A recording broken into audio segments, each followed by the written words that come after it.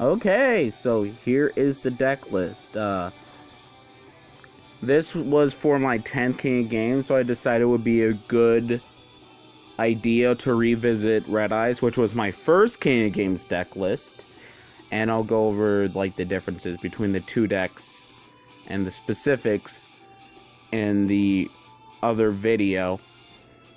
So basically, how does the deck work? Well, first of all, you have Red-Eyes Insight, which is your spell trap searcher. You can send one Red-Eyes monster from your hand or deck to the grave. Add one Red-Eyes spell trap card from your deck to your hand. You can only activate one per turn. You can't add another Insight with an Insight. That goes without saying. So the main target we dump is Red-Eyes Wyvern. During your end phase, if you did not normal summon set a monster this turn, you can banish this card from your grave. Special summon one Red-Eyes monster from your graveyard, except Red-Eyes Beat Chick. Now, this is not once per turn, so let's say our board is empty and we have two of these in the grave. We can just end turn and bring back two Slash Dragons, for example. The other monster we have as a dump target is Red-Eyes Archfiend Lightning, because he is a Gemini monster and treated as a normal monster in the grave. We'll talk about the significance of him being a normal monster later, but either way, his effect is once per turn you can destroy all face-up monsters your opponent controls with defense lower than this card's attack. He has 2500 attack, which is pretty decent, but like sometimes buffing his attack and activating his effect is the only real way to, it's a good way to deal with problem stuff. So the reason why we care about him being a normal monster is because we are using Return of the Red-Eyes. If you control a Red-Eyes monster, except Red-Eyes Beat Chick, you can target one normal monster in your graveyard, special summon it.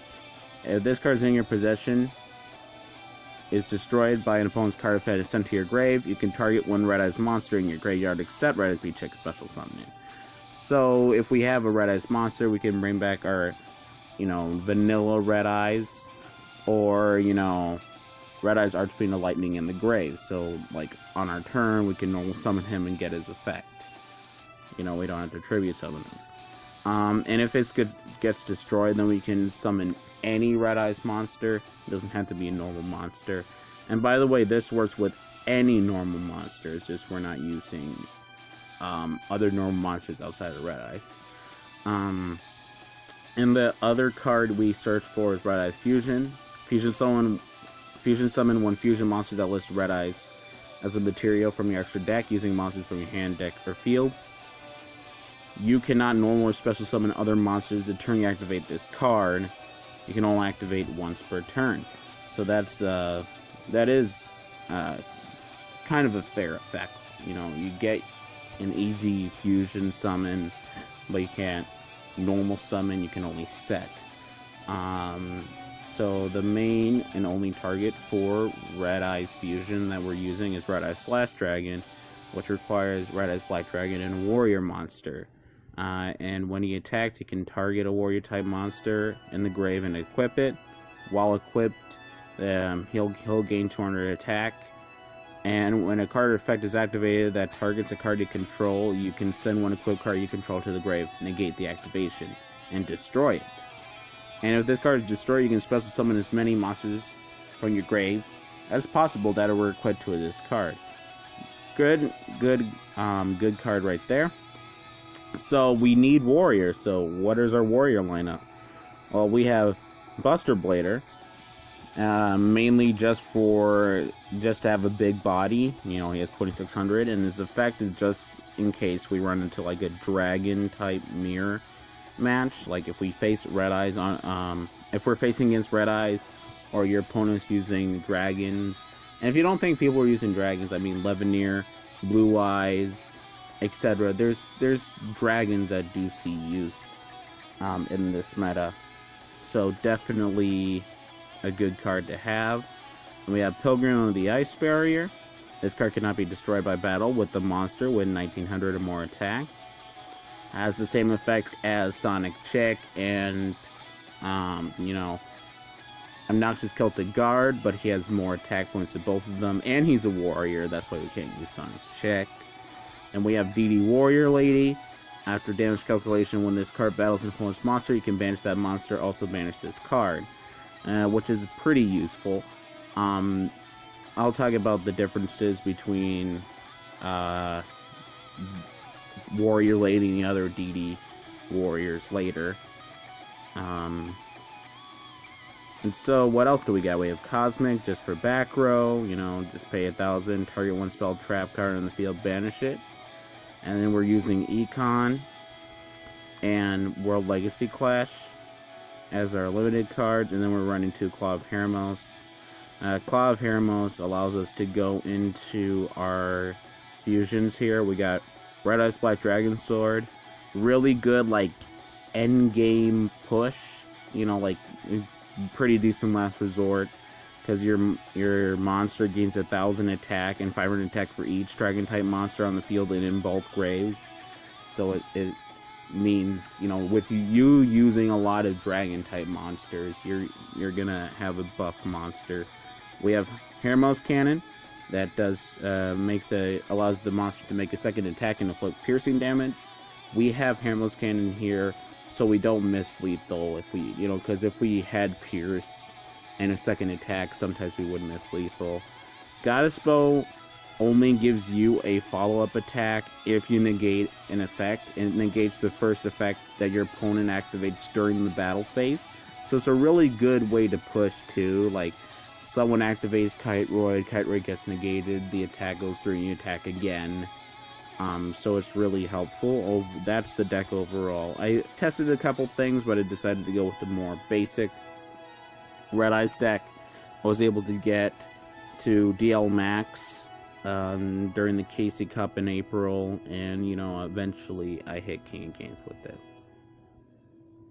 The problems this deck can have. One of the main problems that frustrated me was sometimes the hands can be really bad, but that's me. I have bad luck overall, in my opinion. Like, one time I started with all 3 Red Eyes, regular Red Eyes, in a Claw of Hermos, and I drew into Red Eyes Archfiend Lightning. You know, there are times where my hands were so bad that I jokingly said, hey, I might as well run Master of Fusion, because I would have a Warrior and a Red Eyes in hand. Yet, you know, like, Red Eyes Fusion is obviously your better skill, which the effect is, when it can be used when you have 2,400 or less life points, return 1 Red Eyes card from your hand to your deck, and add 1 Red Eyes Fusion from your deck to your hand. If your life points are exactly that amount, you can return 1 Red Eyes Black Dragon from your grave to your deck instead. This can only be used once per duel. So it's a good way to just, like, shuffle back, you know, a regular Red Eyes, a Archfiend Lightning, you know, Wyvern, any Red Eyes card in our hand, just to yoink a Red Eyes Fusion. So it's pretty decent. So that's a good skill. Other than that, if you can get an equip card going, you actually have a pretty decent matchup against Dark Magician, but up until that point it's kind of a struggle. But, you know, as soon as you get, like, Slash Dragon attacking, you can negate the nav target, you can negate the circles targeting, so it's pretty good. Why am I not using equip cards? The thing is, it's not really my play style, personally. I just don't have that. I think it clogs you, and you would need a monster to be able to equip the card to anyway, and with my luck and how bad hands can be, equip cards wouldn't really help me. I just like being able to just attach and detach warriors and just leave it at that when it comes to equips. And, you know, we have the Claw of Hermos stuff to help us push, and also that equips, so you know, we can always just detach that if it comes to it. So it's definitely like a mixed bag. It's a fun deck. I enjoyed it, and I'm glad I got to improve the deck. I did test out Gearfried and other builds, but they felt a little bit too complicated for me.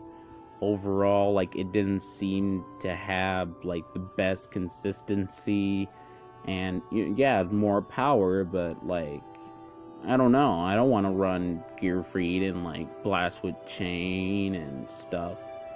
Even though I could, I just felt like I would rather not do that for this deck list. I'll maybe revisit it in the future.